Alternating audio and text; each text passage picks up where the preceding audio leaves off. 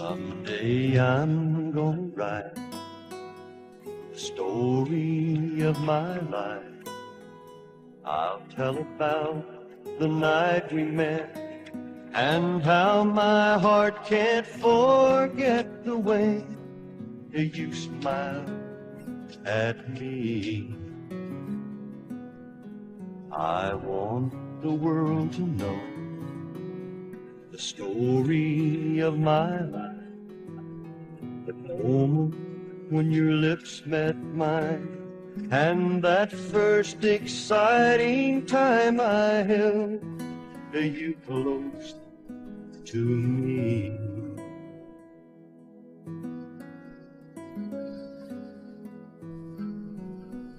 ሰው በህይወት ዘመኑ የሚያሳልፋቸው በርካታ ነገሮች አሉ። ከነዚህ ውስጥም የትምህርት ቤት ህይወት አንዱ ነው። በትምህርት ቤት ውስጥ ሁላችንም ልንታወቅበት የምንችልበት ቢያንስ አንድ ልዩ ባህሪ ይኖረናል።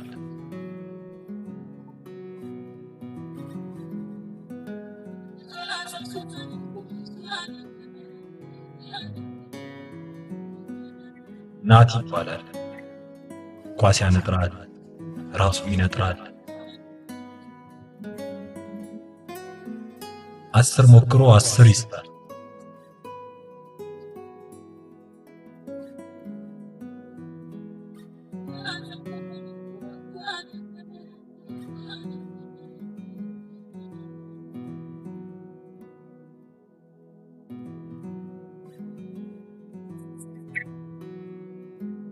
ሄዲ የትምህርት ቤቱ ቁጥር 1 ጉልበተኛ ነው።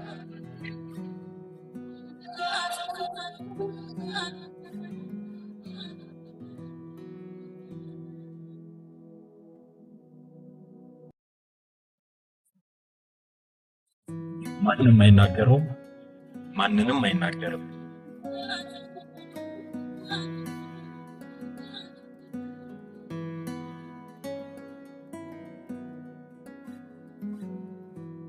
ሳራ ትባላለች። ጭንቅላቷን ለመለወጥ ብላ ህይወቷን ወደ ኩሊነት ይለወጠች።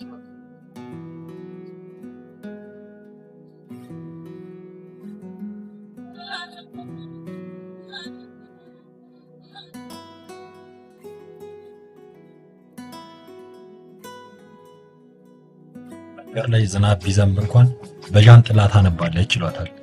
ቡኮርልድ የሚል ቅጽል ስም ይላታል።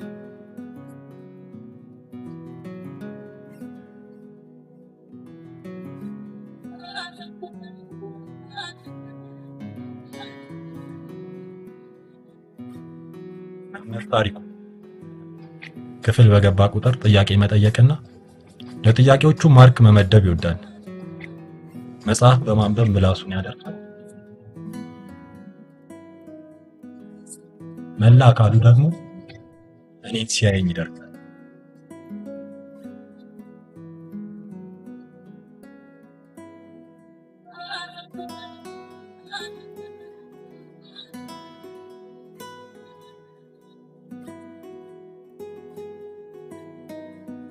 ኦ ዳቪንቺ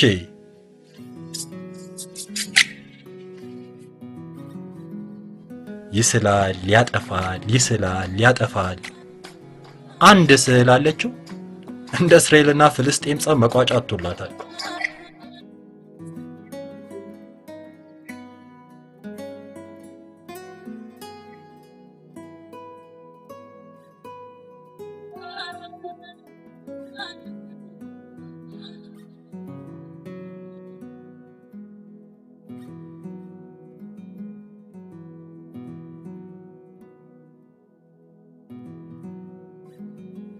ይሄ ደግሞ እኔ ነኝ። ብዙ ጊዜ ትምህርት ቤት የምገባው በእረፍት ሰዓት ነው። በገጠመኝ የህይወት መወሳሰብ ምክንያት ጭንቅላቴ ውስጥ ያሉት ነገሮች በአጠቃላይ ጠፍተውብኛል። በዚህም የተነሳ በትምህርት ቤቱ ቁጥር 1 ደደብ ተማሪ የሚል ማዕረግ ተሰጥቶኛል።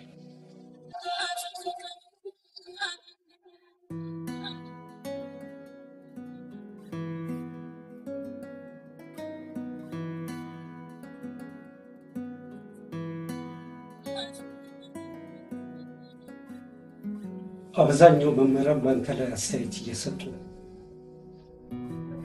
ልብ አድርግ። ቤተሰብ አልባ ስለሆንክ እንርዳው በሚል ነው 9ኛ ክፍል ለ3ኛ ጊዜ በነፃ እንድትማር የፈቀደልህ። በዚህ ዓመት ከደገፍክ ግን ትባረራለህ።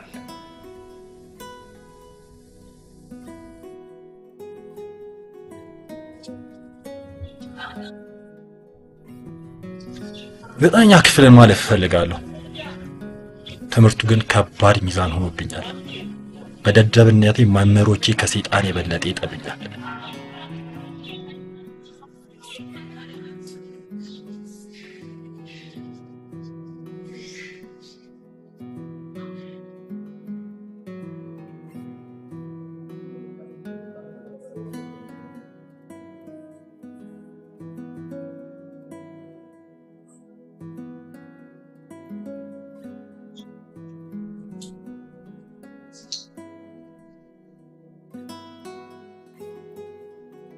አንተ ደደብ የጻፍኩት እኮ አበባ ጀርባ ላይ ያለው። በነገራችን ላይ ተማሪዎች ይሄ ልጅ አይጥ ሆኖ ቢፈጠር ኖሮ ቢያንስ ለመድኃኒት መሞከሪያ ብታገኝ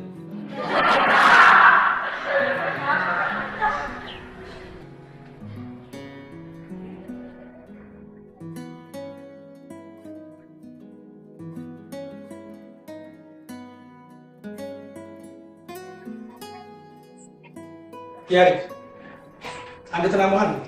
አይ አላምን ምን ያያለ ወደ ብላክ ቦርዱ አትመለከተ?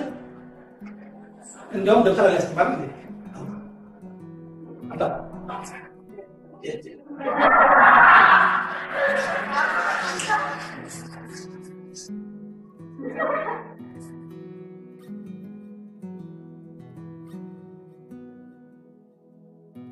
እስከ 8ኛ ክፍል ድረስ ጥሩ ተማሪ ነበርኩኝ። 9ኛ ክፍልን ግን ብዙ ነገሮች ስለተመሰቃቀሉብኝ ለመተው ወስኜ ነበር። ነገር ግን አንድ ነገር ብቻ ነው ያስቀረኝ።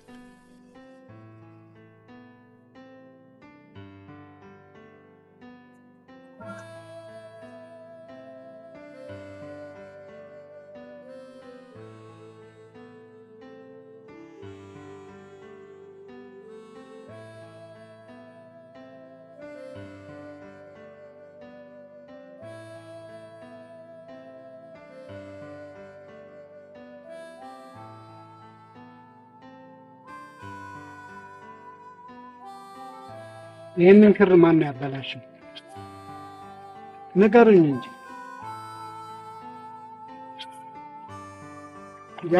ዛሬም አንተ ነህ ያበላሸው? ቤቴን ለቀው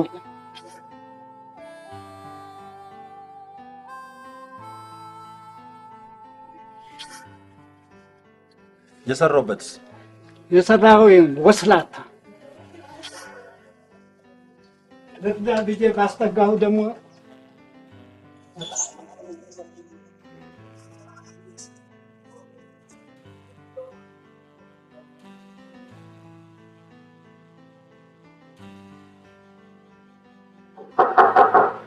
ግቡ።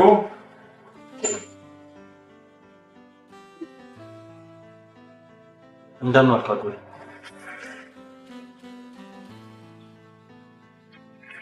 እሺ ደደብ ምን ፈልገህ መጣ ደግሞ?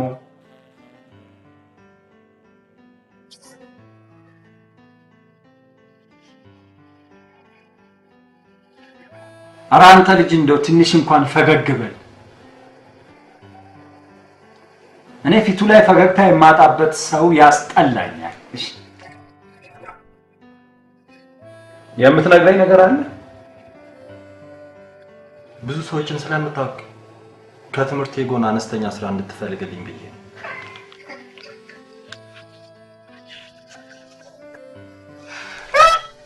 ትምህርት እንዴ? ራስንም እንደ ተማሪ ትቆጥራለህ እንዴ? ቆይ 9ኛ ክፍል 3 ዓመት ስትማር አያስጠላህም? እሺ ትምህርትህን ካቆምክ ስራ አገኝልሃለሁ። ትምህርቴንም አላቆምም። ተው እንጂ ትምህርትህን አታቆምም። ትምህርትህን ካላቆምክ እኔም ስራ አላገኝልህም። አሁን እሺ ቢሮዬን ለቀውታል። ተነሱታ ሂድ። ትምህርቴን አላቆምም ይላል እንዴ? መቼ ጀመርከውና?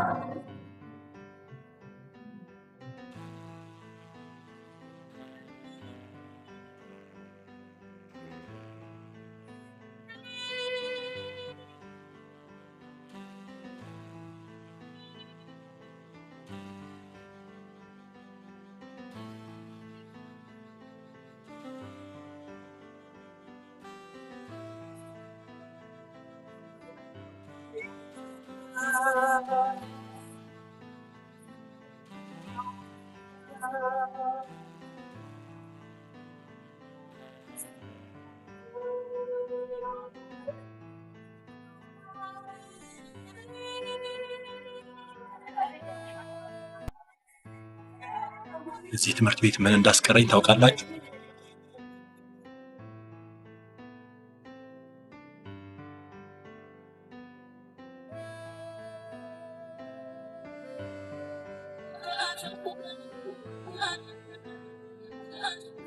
አበባ ትባላለች። በራሷ የምትተማመንና ጎበዝ ተማሪ ናት። በትምህርት ቤቱ የቲያትር ክበብ ውስጥ ብቃት ያላት ተዋናይ ናት። ከሷ ፍቅር ይዞኛል።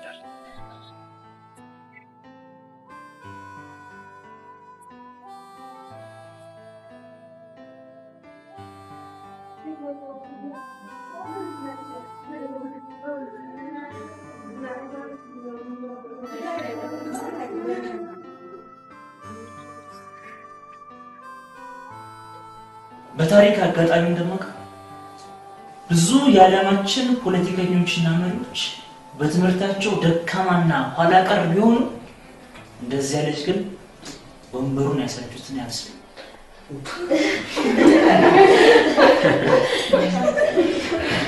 ማን ነበር ስለ አይንስታይን ነው።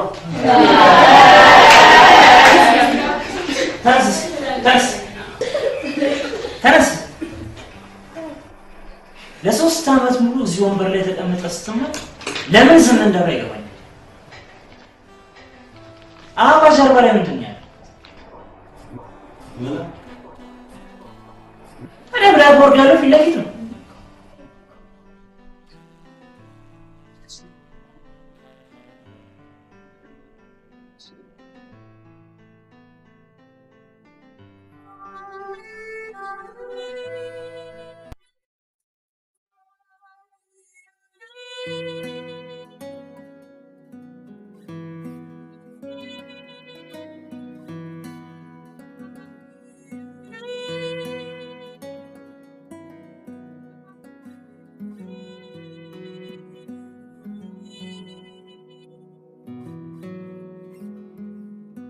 የታላቅ እህቴ አዜብ ቤት ነው።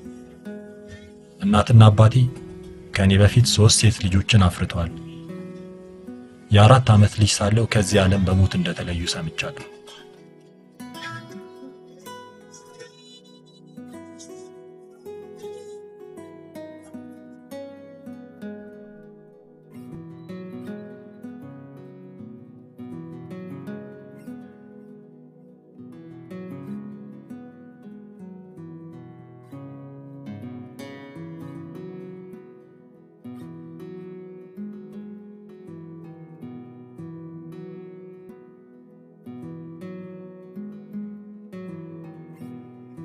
መቼም እዚህ ቤት አይመጣም ብለሽኛል ነበር።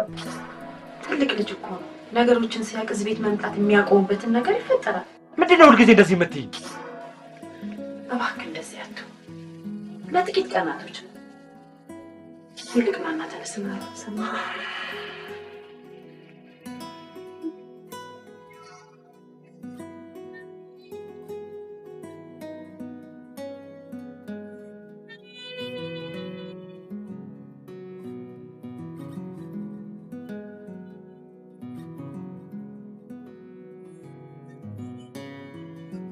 በባለ ትዳሮች መሃል ጣልቃ ገብቶ መኖር ይከብዳል። ይህም ባውቅም ሁኔታዎች ስለሚያስገድዱኝ ብቻ ነው ቤታቸው የምመጣው።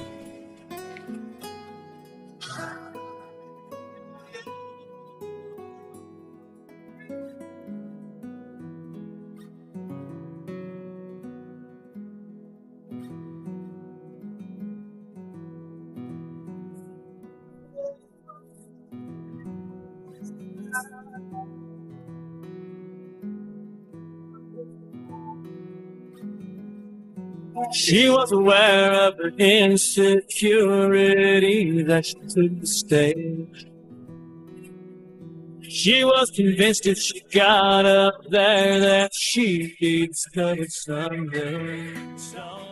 እዚህ ክፍል በ3 ዓመት ውስጥ የተለወጠ ነገር ቢኖር የአዳዲስ ተማሪዎች መምጣት፣ የኔ ሰውነት ክብደት መጨመር።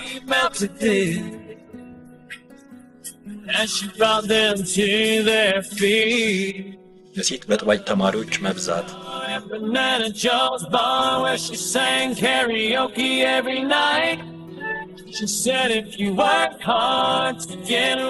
በክፍላችን የዳቪንቺ መገኘት፣ የሴቶቹ ስታይል መቀያየር።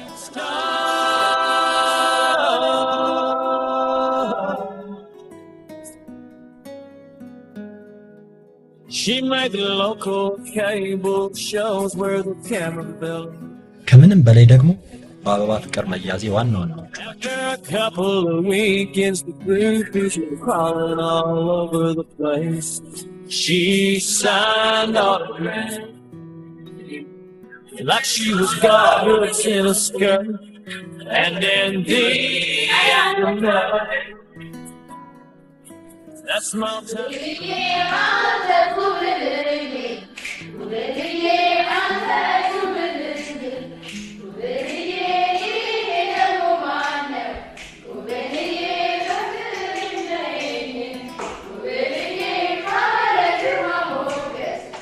አበባን ልቀርባት ከምችልባቸው መንገዶች አንዱ ይሄ የሙዚቃ ክበብ ሳይሆን አይቀርም።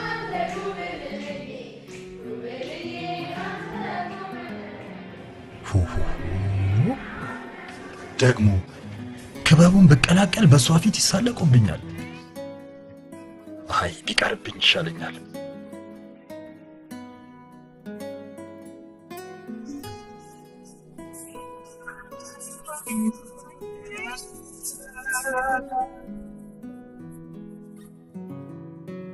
ዘመዶቼ የተዘጋ መጽሐፍ ነው ይሉኛል። መምህሮቼ ደግሞ መጽሐፍ አንብብ፣ ከመጽሐፎች ዕውቀትን ትቀስማለህ ይሉኛል።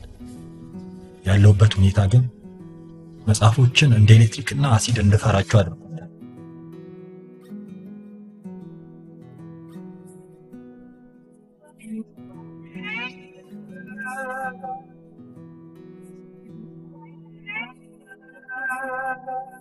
ለመጨረሻ ጊዜ ነው የምጠይቅሽ። ፓስፖርት ላይ ቆመሽ ስታናግሪው የነበረው ማን ነው? እመነኛ ሲል ጓደኛዬ ነው። ለያሬድ ስራ እንዲያስገባው ልጠይቅለት።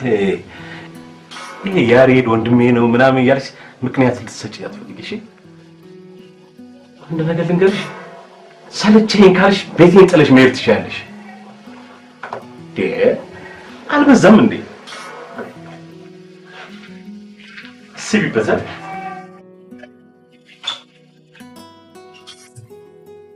ሁለተኛዋ እህቴ አይናለም ትባላለች። ባሏ አሰፋ ይባላል። ሲፈጠር ለክርክር ነው የተፈጠረው። ለዚህም ነው ጠበቃው ነው።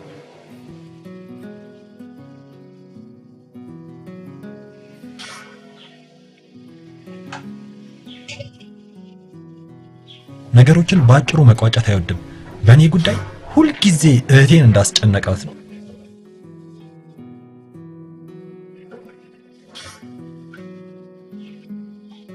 አንተ ደግሞ ትሰማለህ? ከዛሬ ጀምሮ እዚህ ቤት እንዳታደርሺ። የፈለክበት ቦታ ሄደህ ማደር ትችላለህ። እንዴ እኔ እኮ ያገባሁት እህትህን እንጂ እኮ አንተን እኮ አላገባሁም። አልበዛም እንዴ? አስብበት። አትሄድም እንዴ?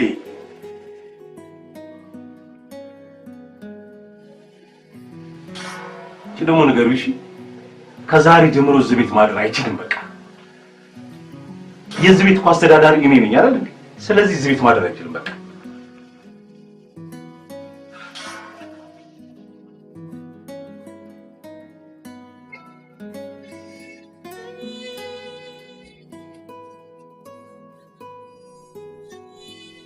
እዚህ በመጣው ቁጥር የምተኛው እዚሁ መሬት ላይ ተቀምጬ ነው። ዛሬ ግን የቴባል የመጨረሻ ዳሪ እንደሆነ ነግሮኛል።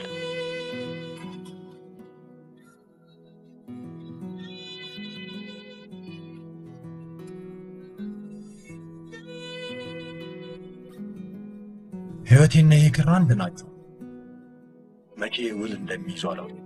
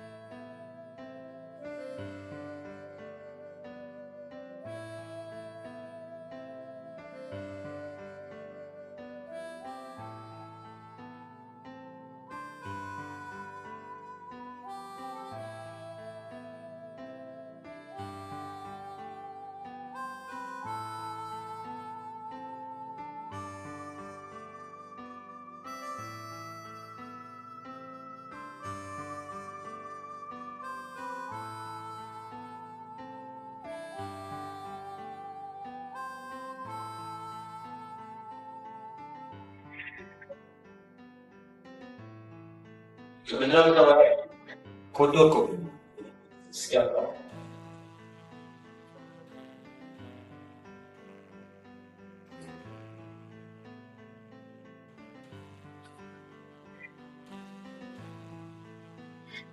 እስኪ የዋን ፎርሙላ ንገረኝ ያሬ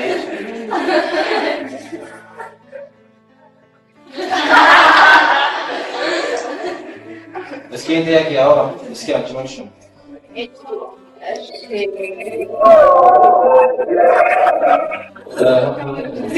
በነገራችን ላይ ተማሪዎች ይሄ ኮዳ ለህይወት አስፈላጊ የሆነ ነገር በውስጡ ይዟል። ስለዚህ በተዘዋዋሪ መንገድ ይሄ ኮዳ ከያሬድ ጭንቅላት ይበልጣል።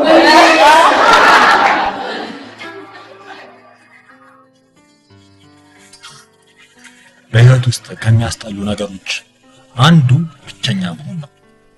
ከሱ የባሰው ደግሞ የሰው መሳለቂያ መሆን። አሁን እሱ ምን ይማራል? ዘበኞቹ ለምን እንደሚያስገቡት አሳደበን እኮ በእናትሽ በጣም ቤታችን አንዱ ሻል ያው አንዴ ነገር መቼም አይረሳም። ግን ያሬድ ጊዜ ነግረው አንዱንም የማያስታውስ ልጅ እንደሆነ ታውቃለህ። በቃ ለሱ እኮ ትምህርት አይሆንም። በጣም ያስጠላኛል። ዱዝ የሆነ ልጅ እኮ ነው። ሲደብረኝ በሞት እኔ ግን በቃ መማር እፈልጋለሁ። ከኔ ጋር ያለውን ችግር ማንም ሰው አልተረዳልኝም። የት እንደምውልና የት እንደማድር በማሰብ ውላለሁ። ዛሬ በልጅነቴ በጣም ይወደኝ ወደ ነበረው የሟች እህቴ ባል ጋር አድራለሁ ብያለሁ።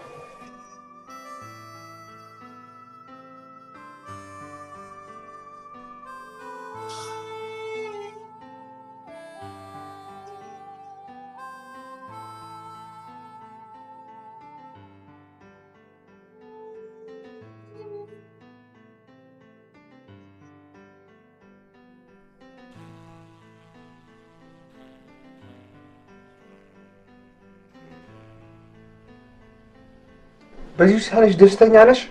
ምን ማለትክ ነው? ልጅ እኮ አመት አልፎታል። ደግሞም እኮ ራሱን መቻል አለው። በዛ ላይ ተምሮ ይረዳናል እንዳንል እልም ያለ ሰነፍ ተማሪ ነው። ደደብ ነው። ምን ይሁን ብለን ነው የምንሸከመው?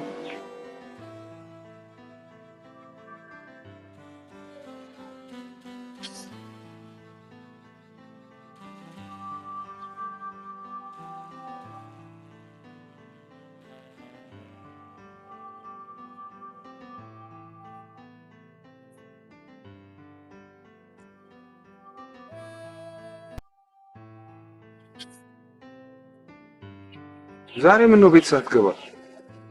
ጫሜ ሎሎልዬ አዝናለሁ። አንድ ነገር ልንገርህ ብዬ ነው።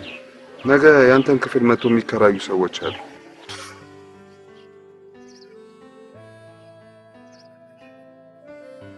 በዚህ ላይ ባለቤቴ አንተን እዚህ መምጣት ምንም አልወደደችው።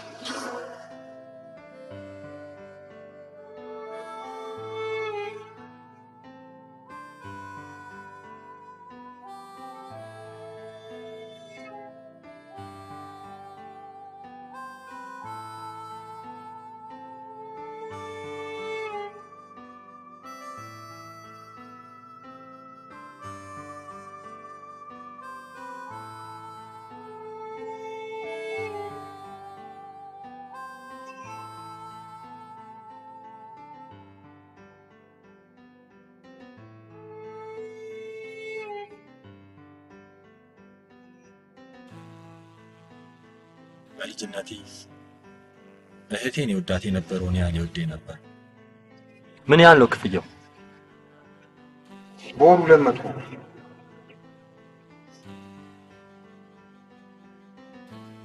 በአሁን ሰዓት ልረዳህ የምችለው ምንም ነገር የለም ያሬድዬ። እኔ ራሴ የእሱ ጥገኛ ሆኜ ነው እየኖርኩ ያለሁት።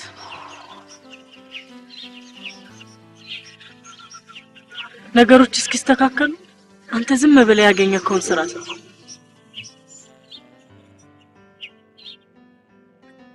የምለምን ነገር ቢኖር የፈለገ ቢርብህ እንኳን ትምህርት እንዳታቋርጥ። ትምህርቴንም አላቋርጥም። አሁን ሲደወሉላ መናደድ ጀምሬያለሁ። እንዴት? ክፍል ውስጥ አንዲት ሴት አፍቅሬያለሁ። እየቀለድክ ነው? የምሬን ነው። ይኸውልህ ያሬድ፣ በዚህ ሁኔታ ውስጥ ሆነክ ሌላ ነገር ማሰብ እኔ እንጃ። ብቻ ግን ትምህርትና ፍቅር አብሮ አይሄድም።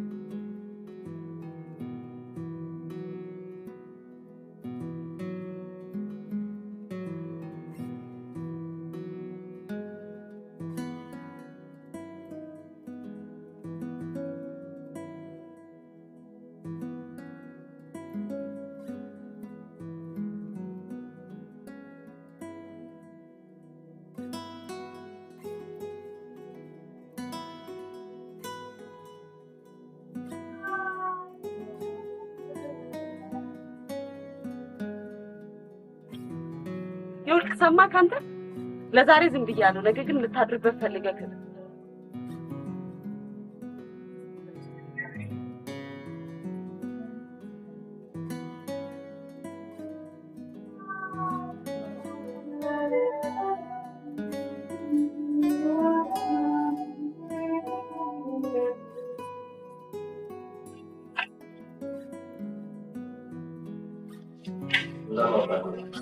እሺ ደህና ነህ?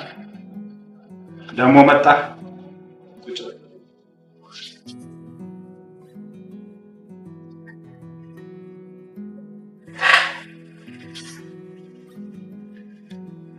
እሺ ምን ነው ዛሬ ፊት ላይ ፈገግታ በዛ? የምትጠይቀኝ ነገር አለ? ስራ ጀምሬ ነበር። ታው እንጂ። በጣም ትልቅ ዜና ነው። እሺ ትናንትና ብቻ የተጣራ 25 ብር ገቢ አግኝቻለሁ። ታው እንጂ 25 ብር በአንድ ቀን? በጣም ብዙ ብር ነው። እናም የቤት ኪራይ 200 ብር ስለተጠየቁኝ ቀሪውን እንድታበድረኝና በጥቂት ጊዜ ውስጥ ሰርቼ እከፍላለሁ።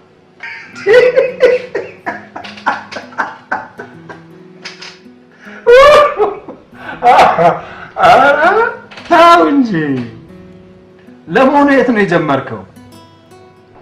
በግል ነው እኮ። በግል ቦታው የት ነው? እዚህ መንገድ ላይ መሸከም ምናምን።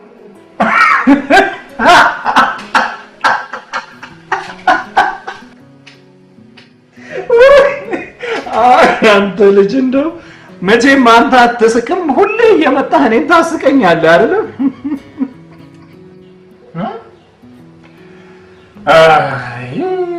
እሺ መቼስ ምን ይደረጋል። እስቲ ይኸው እንግዲህ ሰው ያለውን ነው የሚረዳው መቼም። አይበቃም?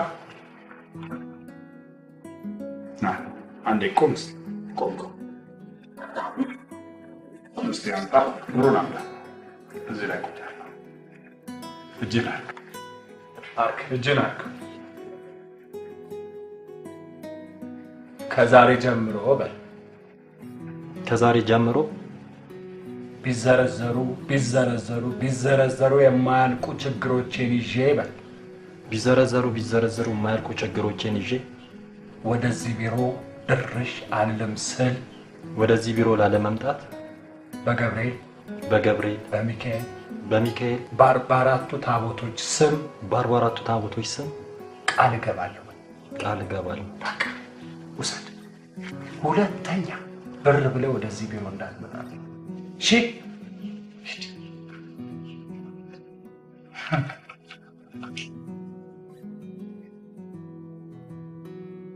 ውሰድ እንጂ ተውት። ከአንተም ብሶ አኮረፍክ። ሰው ያለውን የሚሰጠው ሌላ ምን ይሰጣል?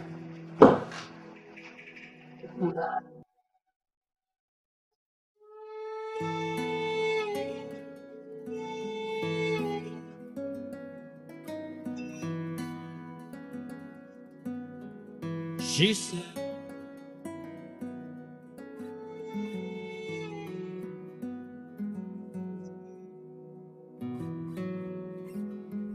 ባሳለፍኩት ጥቂት የህይወት ተሞክሮች በሰው ልጅ ባህሪያት ውስጥ ላለው መጨመር ለሌለው ማባባስ ማድረግ እየቻለን ማድረግ የማንፈልግበት ምክንያት ለምን እንደሆነ አልገባኝም።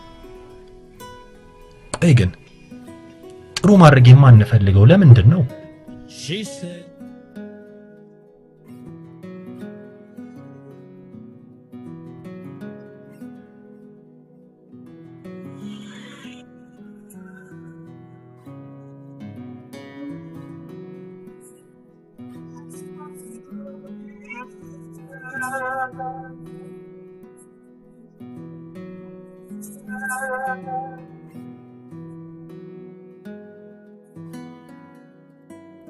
እሺ ተማሪዎች ቦርዱ ላይ ካሉት ርዕሶች በመነሳት ቅዳሜና እሑድ ሰርታችሁ ስለምታገኙትን አሳይመንት አሁን እሰጣችኋለሁ። የምትሰሩት ሁለት ግልጽ ነው? እሺ አንድ ቁጥር ማለት ሁለት አቤት ሶስት አቤት አራት እሺ አንድ ቁጥርና ሶስት ቁጥር ሁለትና አራት አምስትና ሰባት ስድስትና ስምንት ዘጠኝና 11 10ና 12 13ና 15 14ና 16 17ና 19 18ና 20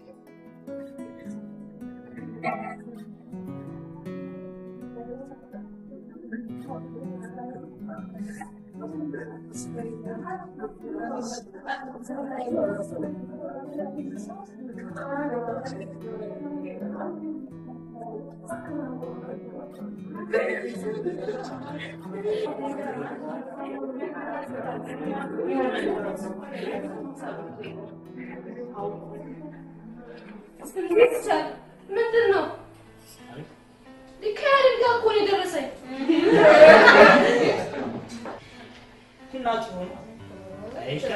እንዴት ቸር፣ እኔ 9ኛ ክፍል መድገም አልፈልግም። አንድ ተማሪ ይቀየር።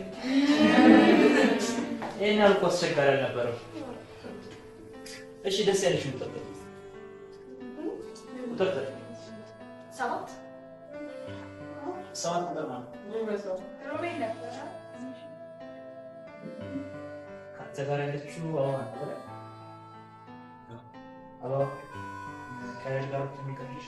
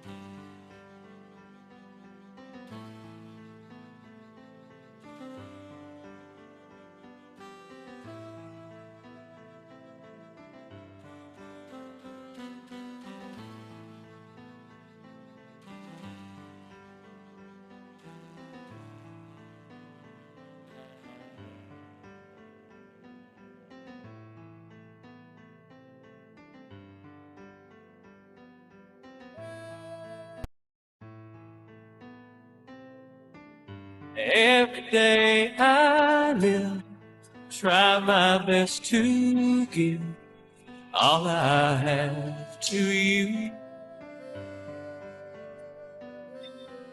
Thank the stars above that we share this love, me and you.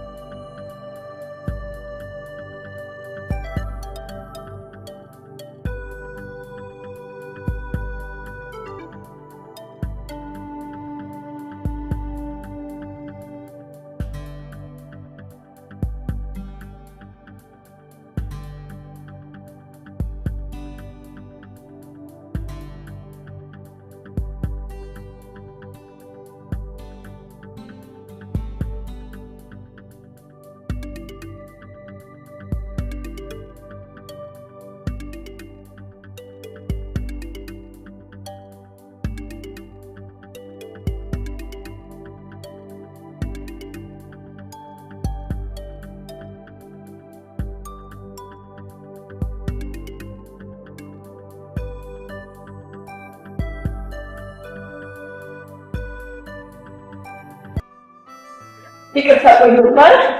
አይ እንዲያውም ቶሎ መጣሽ። ሶሪ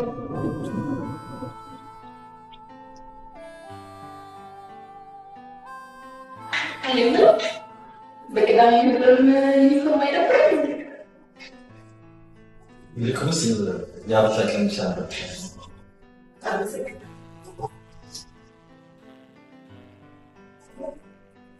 እሺ አሁን ወደ አሳይመንታችን ስንገባ ስለ አድዋ የምታውቀው በየዓመቱ የሚከበረው ምን ልበላት? ባለፈው 21 ጊዜ መርፍ ተተኩስ። አቤት ስትስቅ ስታምር። ታሪኩ ነው።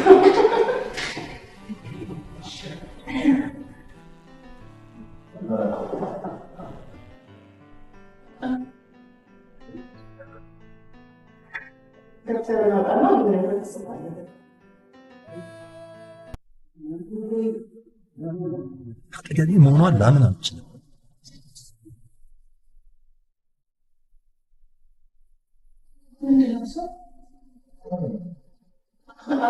ግን ቦርሳ ውስጥ ነው ያደርጋል። እንዲስተካከል እፈልጋለሁ።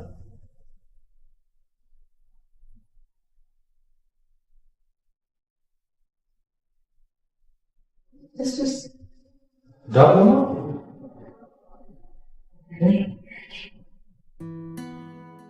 ያ ነው ብዙ አመጣ ልቅ የአድዋ ድልስ ዛሬ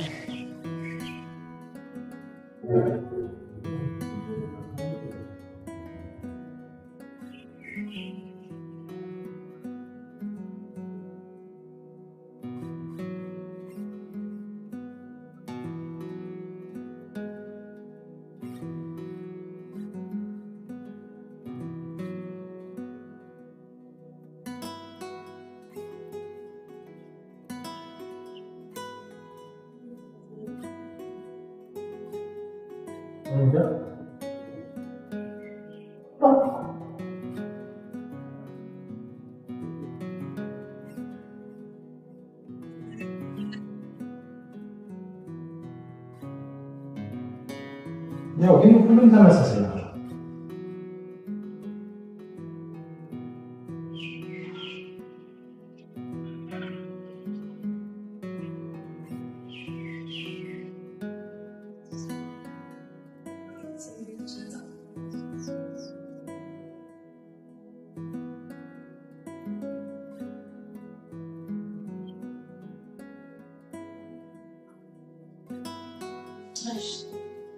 አድዋ ማለት በ1888 ትግራይ ውስጥ ቦታ ጦርነት ለመተረፈች ተካራኒ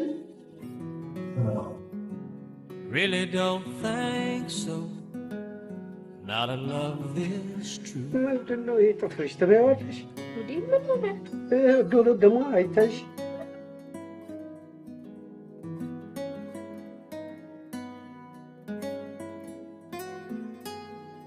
አበባ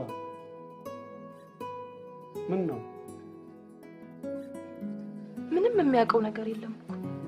ማን ነው? ያሬድ ቦርሳውን ስከፍተው ክር ምናምን ነው ያለው። ደብተሩ ላይ እኮ ስሙንም እንኳን አልጻፈም። አባ እስቲ ቤተሰቦቹን ጥራና አናግራቸው። አበባ እሱ እኮ ቤተሰቦች የሉትም። ለማንኛውም እስቲ እኔ ራሴ ላነጋግረው እሞክራለሁ።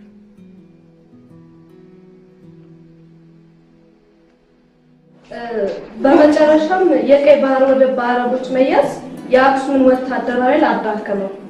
ከውስጥም ጌጃ የሚባሉ አማጽያኖች ለአክሱም መንግስት መውደቅ ምክንያት ሆኑ። በምትኩም የዛጉዌ ስርወ መንግስት በስፍራው ተተካ።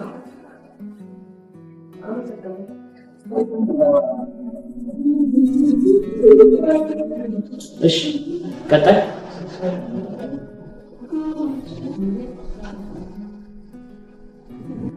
ቀጥላ የመረጥነው ርዕስ አድዋ የሚለው ነው። አድዋ ማለት በ1888 ኢትዮጵያና ጣሊያን ጦርነት የተፈጸመበት ትግራይ ውስጥ የሚገኝ ቦታ ነው። የጦርነቱ መንስኤ የውጫሌው ውል ሲሆን የዚህ ውል የመጀመሪያ ዓላማ ጣሊያን በሰሜን በኩል ያላትን ድንበር ከኢትዮጵያ ጋር ለማካለል የተዘጋጀ ነበር።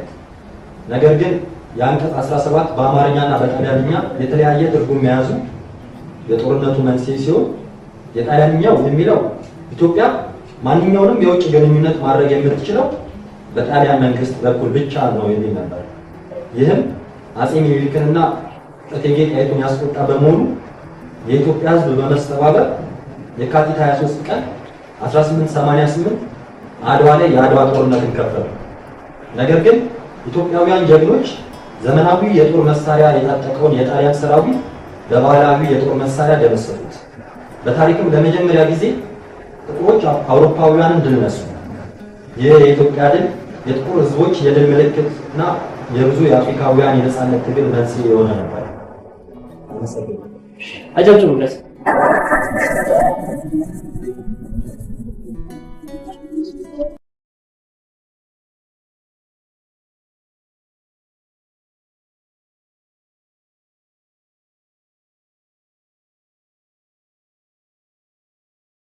የምቀይረው ልብስና ማደር የለኝም።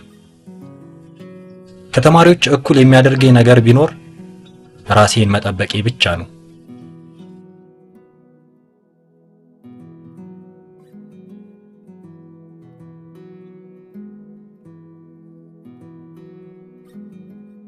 ሰዎች ግን አይምሮዬ በጎርፍ የተወሰደ ያህል ባዶ ሆኖ ይታያቸዋል።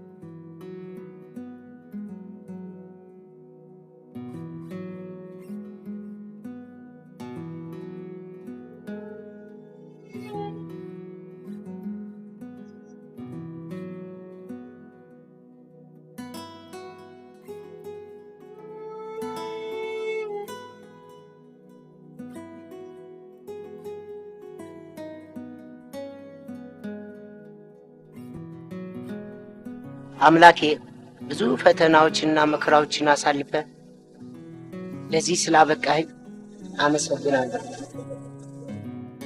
በተኛውበት እንኳን እስትንፋሴን ብትወስዳት ጸሎቴን ላንተ አድርሻለሁና አመሰግናለሁ።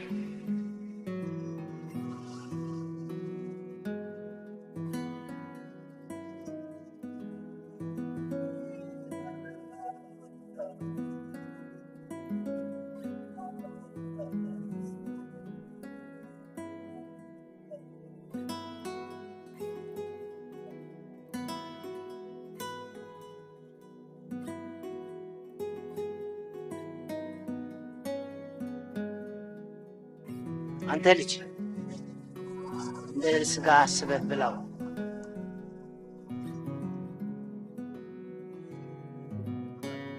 ዳቦን ዋናው ራስ ማሳመኑ ላይ ነው።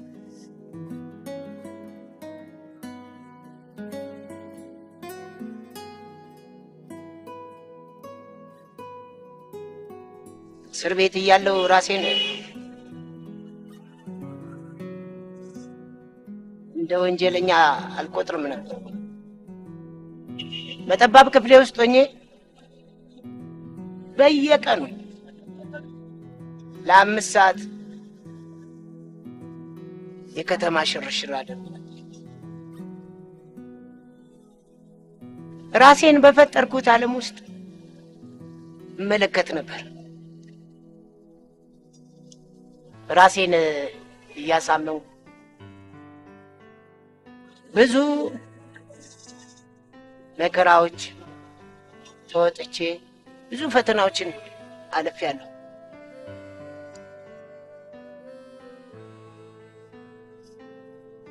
አየህ ልጄ፣ የሰው ልጅ ጎዳና ሲተኛ ሞቆት እንዳይመስል እንደማይበርደው ራሱን ስላሳመነ ነው። ስምህ ማን ነው? ያሬድ።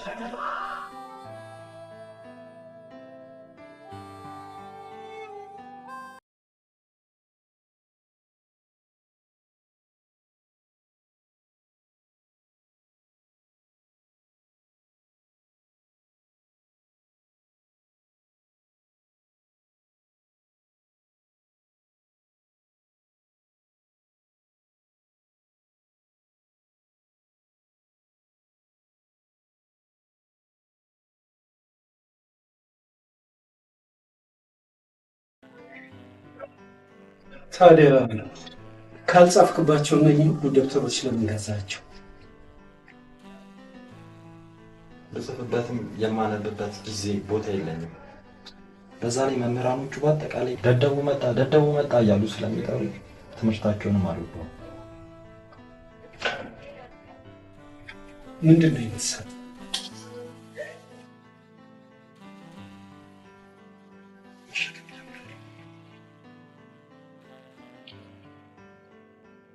አሁን ከማን ጋር ነው እየኖርክ ያለው? በፊት እህቶቼ ቤት እኖር ነበር። አሁን ግን የማረባ ሰው ስላገኘኋቸው እና ታዲያ የት ነው የምትኖረው? በረንዳ።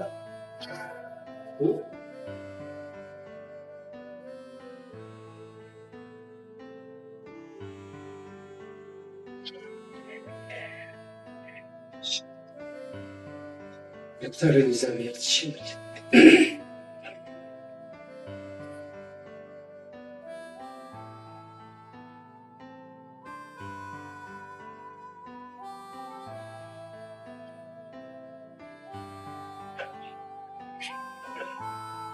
ያሬድ ደደብ የሚባል ሰው የለም። ምናልባት አስተማሪዎችና ተማሪዎች ሊንቁ ይችላሉ። አንተ ግን ባሰ።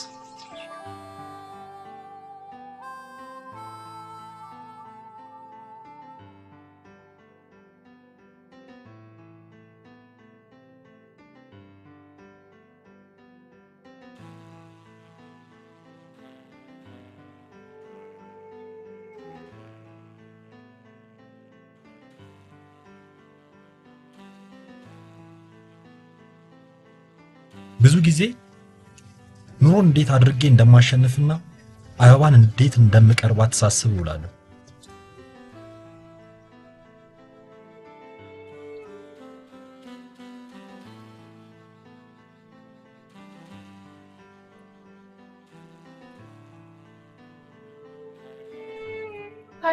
ሃይ ምን ነው ብቻ ስላንቺ እያሰብኩ ስለ እኔ ምን ታስባለህ? ብዙ ነገሮችን አስባለሁ። እስቲ አንዱን እንኳን ንገረኝ። አባትሽ ደብተር ይላል እና ምን አለ? እጅ ጽሑፍ ይላል።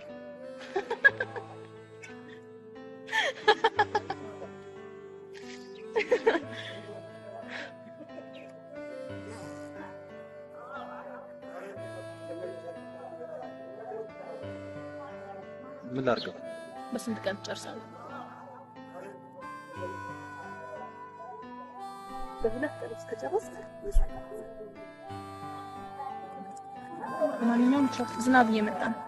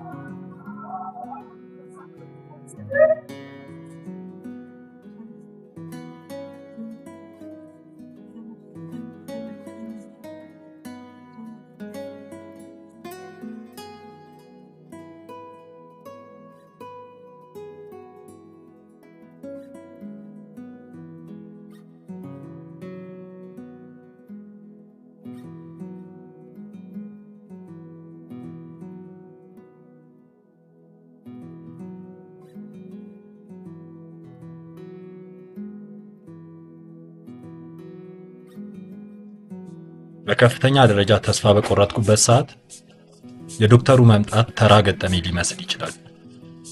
ሕይወቴ በጭንቀትና በምሬት በተዋጠበት በዚያ ሰዓት እምነት እንዲኖረኝ አግዞኛል። አንዳንዴ ህይወቴ ምንም ትርጉም የሌለው ሆኖ ቢሰማኝም በሰው ዘንድ እንዳልተረሳውና ዋጋ እንዳለኝ መረዳት ችያለሁ። ትንሽ የሚባሉ ነገሮች ሌላው ቢቀር ትልቁ እንዳይወርቅ ያቅማቸውን ያህል ድጋፍ ያደርጋሉ።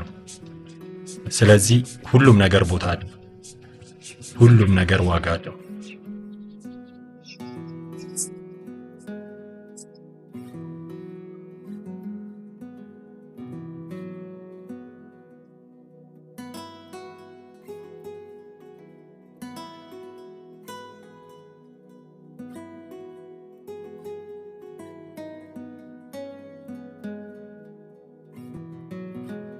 ምንድን ነው የደበቅከው? ምንም የለም። አሳየኝ። ምንም የለም። አታሳየኝም ማለት ነው? የምር ምንም የለም።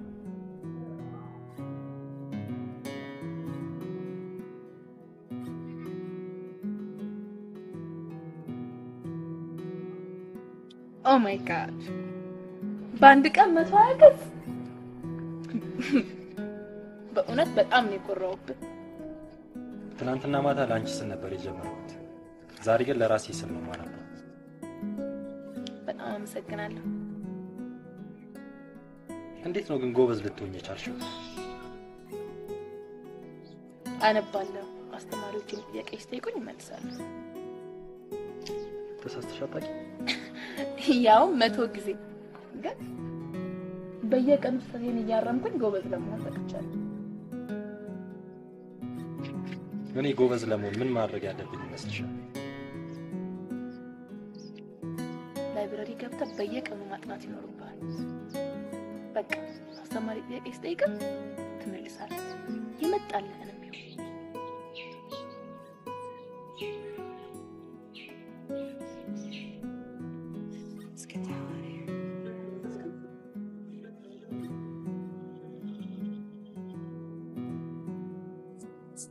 ስለ ራሴ ማሰብና አንዳንድ ነገሮችን መገንዘብ ከጀመርኩበት ጊዜ አንስቶ እፈልግ የነበረው አንድ ነገር ነበር።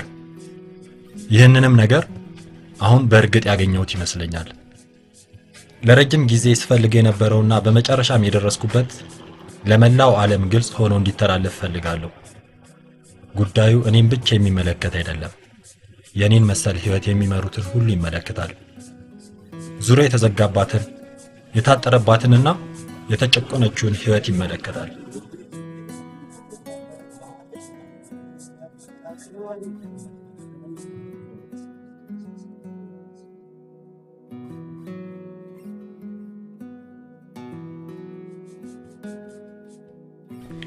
በሁለት ቀን ውስጥ ክሪስቲ ብራውን የሚለውን የክሪስቲ ብራውንን የህይወት ተሞክሮ የያዘ መጽሐፍ አንብቤ ጨርሻለሁ። አካል ጉዳተኛ ቢሆንም ራሱን በራሱ በማስተማር ለትልቅ ደረጃ የበቃ ታላቅ ሰው።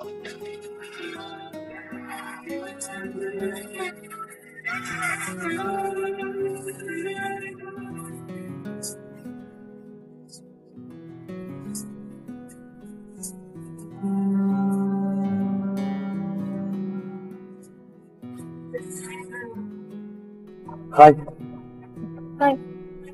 ያው 2 ቀን ሊሞላኝ 3 ሰዓት ይቀረኛል።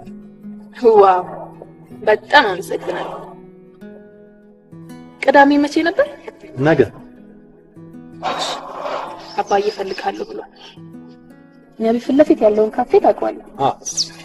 ጠዋት እጠብቅሃለሁ። እንዴ እጋብዝካለሁ ያልሽኝ ነውስ? እኮ ቤት ነው የምጋብዝህ።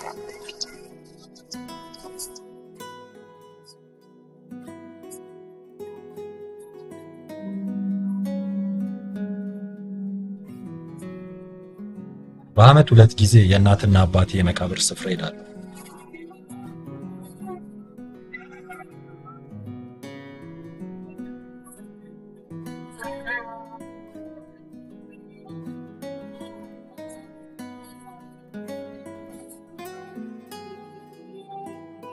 ሰዎች የደደቦች ምሳሌ ነው ይሉኛል።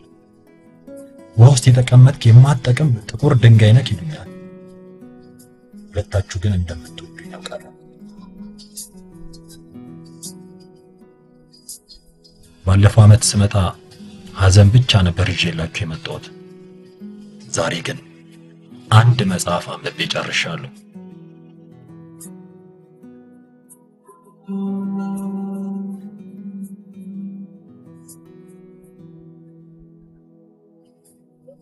ዛሬ ደስ የሚል ቀን ነው። አዋን ቀጥሬያታለሁ፣ ግን ኪሴ ባዶ ነው።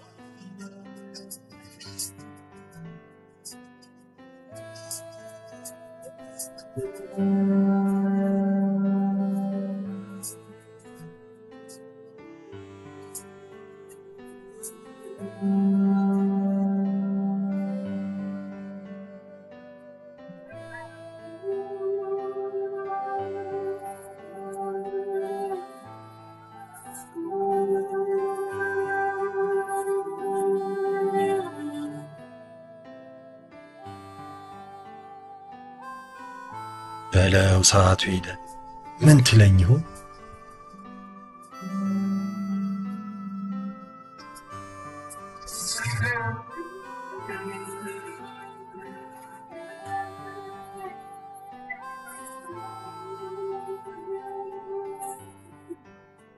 አንተ ነኝ እዚያ ቆመህ ስራ ትሰራለህ? እንደኛ ስላጋጠመኝ እንጂ ይችላል ነው።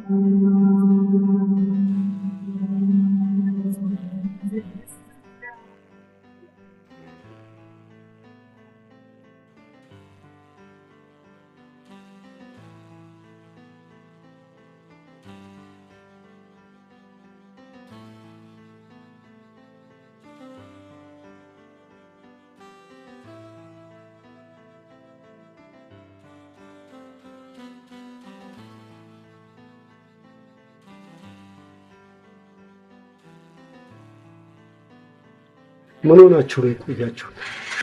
አይ እኔ ነኝ ድንገተኛ ስራ አቃጠለኝ ነው። በሉ እሺ ልክ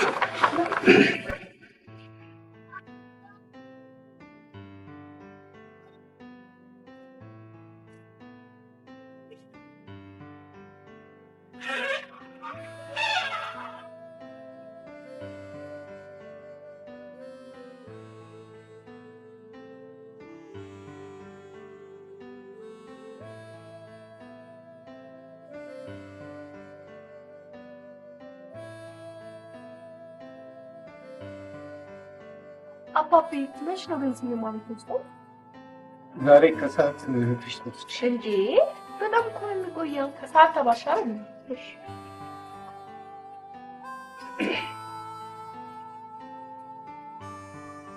ክሪስቲ ብራውንን በሁለት ቀን በመጨረስ ካለችኝ እውነት ነው።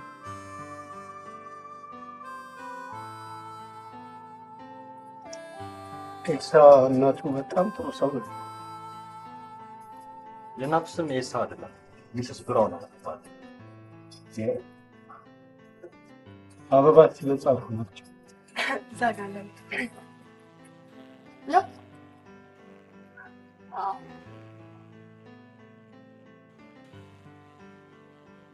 ያው ሚስስ ብራውን ነው። በጣም ቆይ ስለረዳኝ አመሰግናለሁ። ምንም ችግር የለም።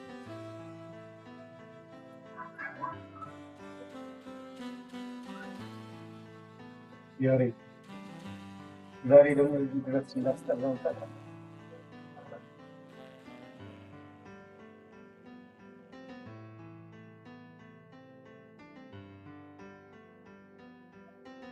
ከዛሬ ጀምሮ የዚህ ቤተሰብ አባል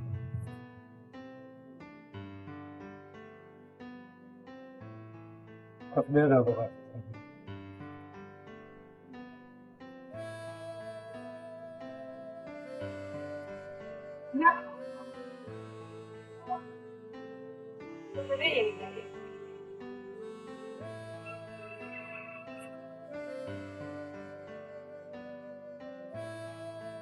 እሺ ተማሪዎች ዛሬ ወደ ትምህርታችን ከመግባታችን በፊት አንድ የጠቅላላ እውቀት ጥያቄ ጠይቃችኋለሁ።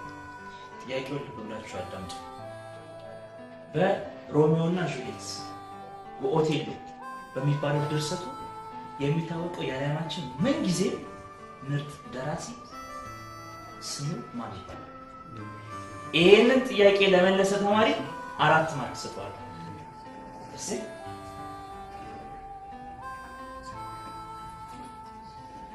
ለረጅም ዓመታት እጄን አውጥቼ አላውቅም። አስተማሪዎችም መልስ እንድመልስ ጠይቀውኝ አያውቁም። እውነቱን ለመናገር ወደ ላይ የማወጣው እጅ እንኳን ያለኝ አይመስላችሁም። እሺ ነፈሱ ቀጥል እስኪ። ሮሚዮና ጁሊየት በሚለው ድርሰት የሚታወቀው የዓለማችን ደራሲ ኔልሰን ማንዴላ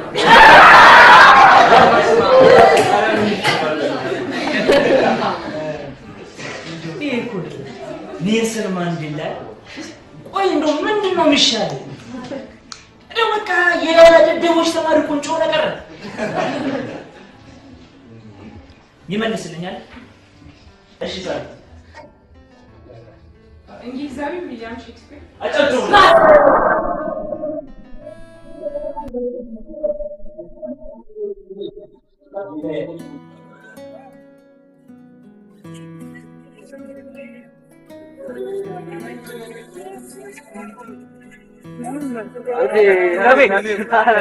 ምን ሸይ ነው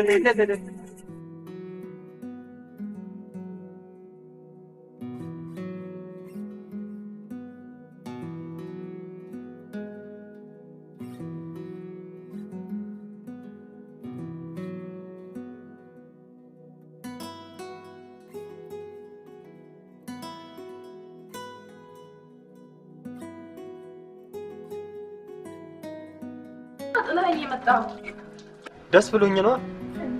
ደግሞ ነው ሰማንዴላ ምናምን ትርኬታ አምጥተው ነው። ዝም ብለህ ተዘዋርቀለህ። ራስህ አንዴ መጣለን መልሰልሽኝ።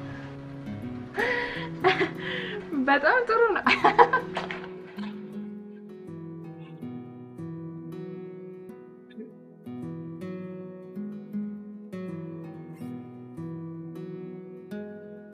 እሺ ጥያቄ መልስልኝ ተማሪ አለ? ጥያቄ ለመለሰልኝ ተማሪ 2 ማርክ ሰጣለሁ። እሺ ያሬድ እንዴ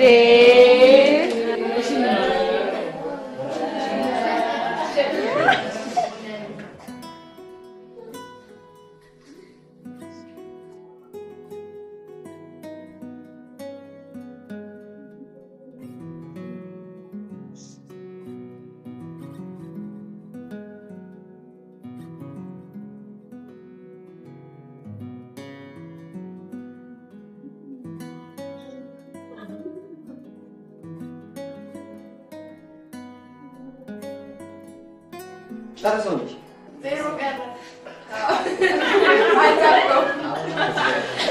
ታዲያ ለምን ወጣ? 2 ማርክ ነው። እሺ ወደ ቦታ ሂድ።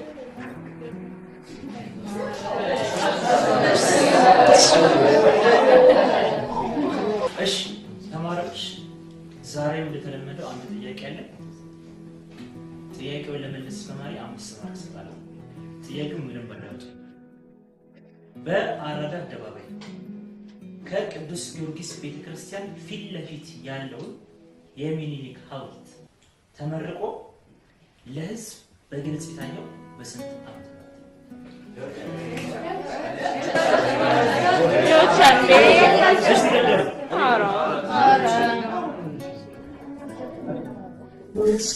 በ1889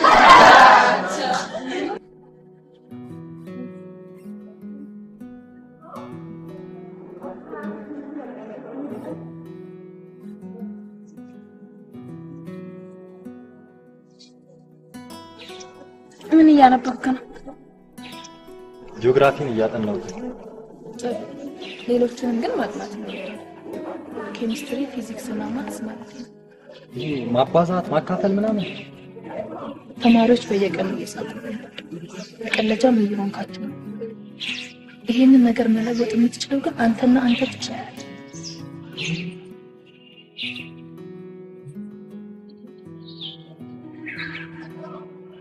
ማንነታችን ጭንቅላታችን ውስጥ ተደበቀ ነው።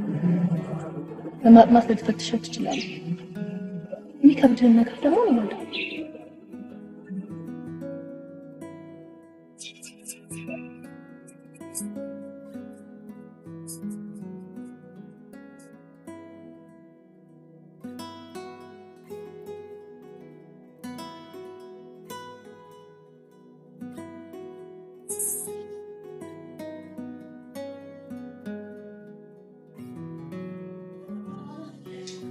ያሬድ የ9ኛ ክፍል ተማሪ ነው እና ነገር ግን ጭንቅላትህ ማመዛዘኑንና አለማመዛዘኑን ለመለየት የሶስተኛ ክፍል ጥያቄ ልጠይቃስ። የመጀመሪያ ቤት እንስሳ ማን ትባላለች? ቀጭኔ።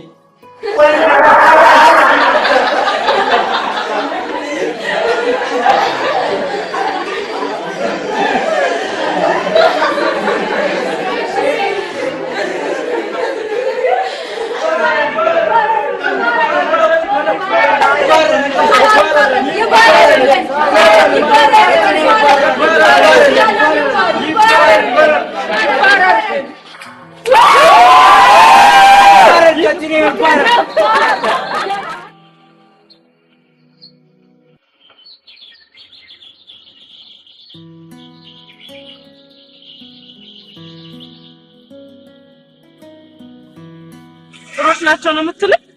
አዎ ለኔ ከሚገባኝ በላይ ያደረጉልኝ። እዛ ከገባው በኋላ አንድ መጽሐፍ አንብቤ ጨርሻለሁ። በትምህርትስ መሻሻል አምጥተሃል? ያስተማሪያችን ልጅ እያስረዳችኝ ጎበዝ ሆነሃል። ልጅቷ እኔን ለማስረዳት ኤክስ ፕላስ ዋይ ማይነስ ትላለች። እኔ ግን ስለሷ ብቻ ነው የማስበው። ዘጠኛ ክፍልን የማልፈው እንደማፈቅራት ስነግራት ብቻ ነው። ምን እያልክ ነው? ያ አባቷ ቢያውቅ እኮ ጎትቶ በረንዳ ላይ ነው የሚጥል። አልፈህ ኑሮውን ብትኖር ይሻላል። ስጌ ተመችቶት ነፍሴ ብትጨነቅ ምን ዋጋ አለው? እሺ ቆይ እሷ ፍላጎት ያላት ይመስላል? እኔ እንጃ። እኔ ግን ዛሬ እንደማፈቅራት እነግራታለሁ ብዬ አስባለሁ።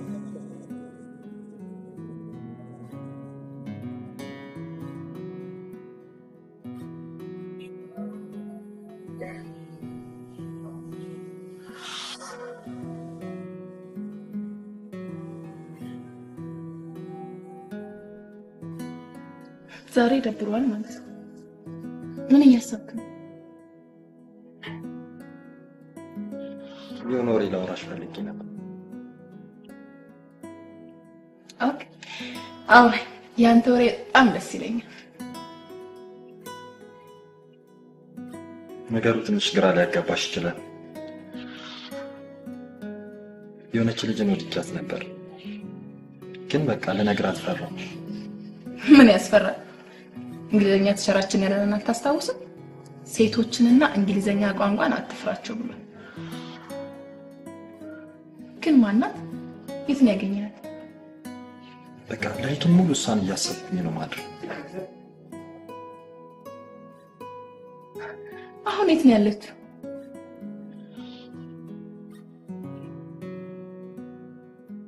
እዚሁ አጠገብ።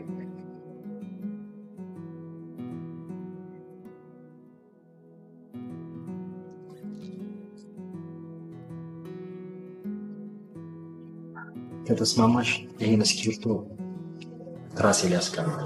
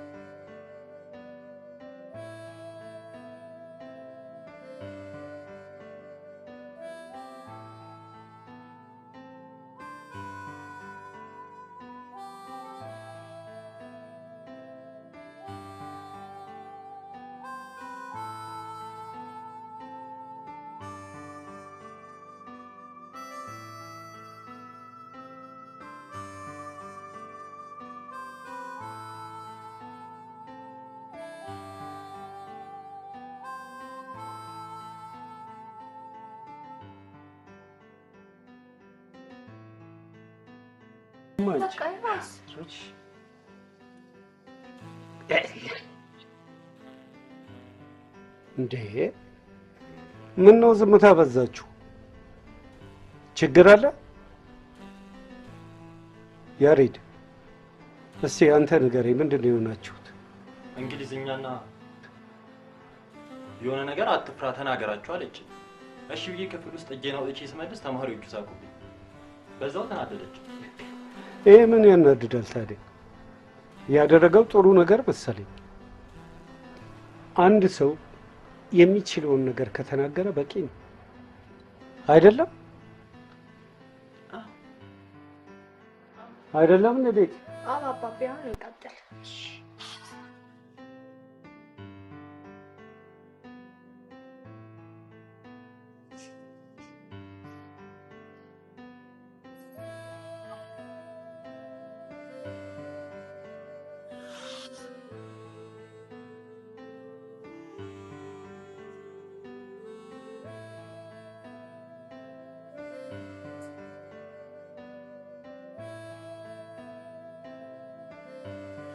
ምንም እንኳን የሷን ስሜት ባላውቅም በእኔ በኩል ጭንቅላቴ ለረጅም ጊዜ ሲያስጨንቀው የነበረውን ሸክም አውርጄ እፎይ ብያለሁ።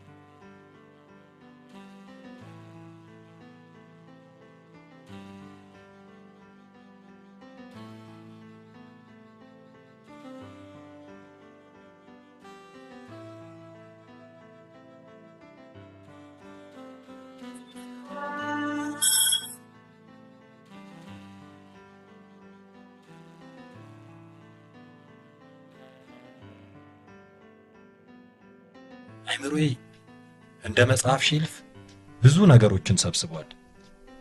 በሁለት ሳምንት ውስጥ 9ኛ ክፍል ይጠቅሙኛል ምላቸውን መጽሐፎች አንብቤ ጨረስኩ።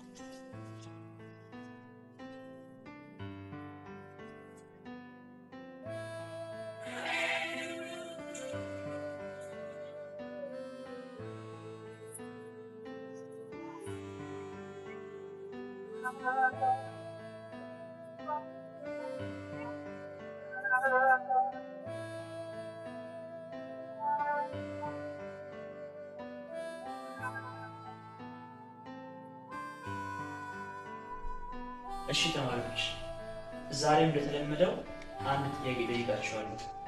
የዛሬው ጥያቄ ትንሽ ከበድ ይላል። ስለዚህ ጥያቄውን ልብ ብላችሁ አዳምጡ። ይሄ ጥያቄ 10 ማርክ አለው። ጥያቄውን ልብ ብላችሁ አዳምጡ።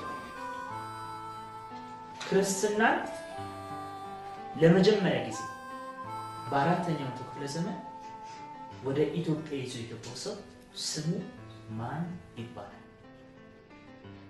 አዳምጡ ተማሪዎች፣ ይሄ ጥያቄ 10 ማርክ ነው ያለው። በደንብ አስባችሁበት መልሱ።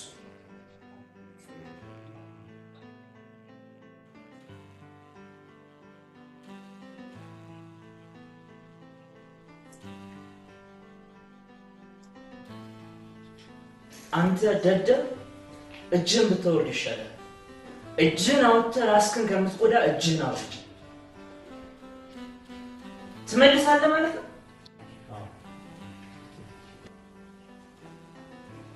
እሺ፣ የጠየቅነውን ጥያቄ ካልመለስክ ከምታጠራቀመው ማርክ ላይ 9/10ኛውን ወስድብሃለሁ። ከመለስክ ደግሞ 90 ማርክ እሰጥሃለሁ። ለማንኛውም እንድታስብበት 1 ደቂቃ ሰጥቻለሁ፣ ግን ቢቀርብ ይሻላል።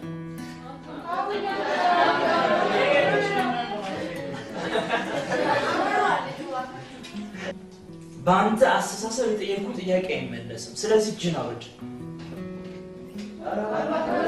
እሺ፣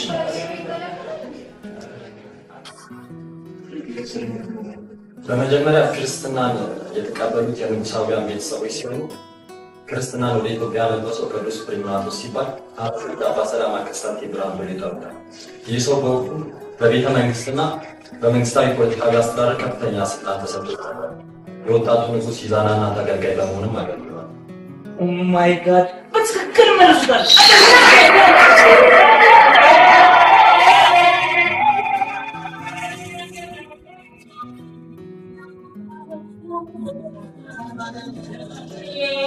ከባድ የሚባል ጥያቄ የለም። ደደብ የሚባል አእምሮም የለም።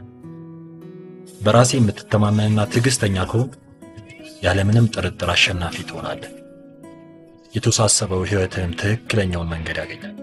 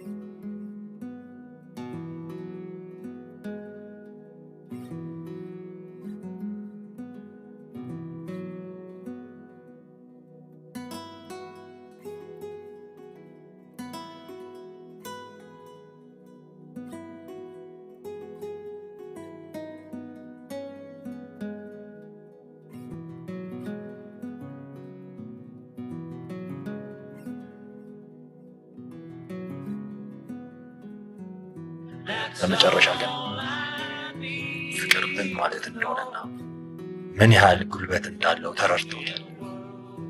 እኔም በፍቅር ውስጥ 3 ነገሮችን ተምሬያለሁ። አንደኛ ያለንን ማካፈል፣ ሁለተኛ ያለንን ማካፈል፣ ሶስተኛ ያለንን ማካፈል። በዛን ጊዜ ማየምነት ይጠፋል። That's all I need to know.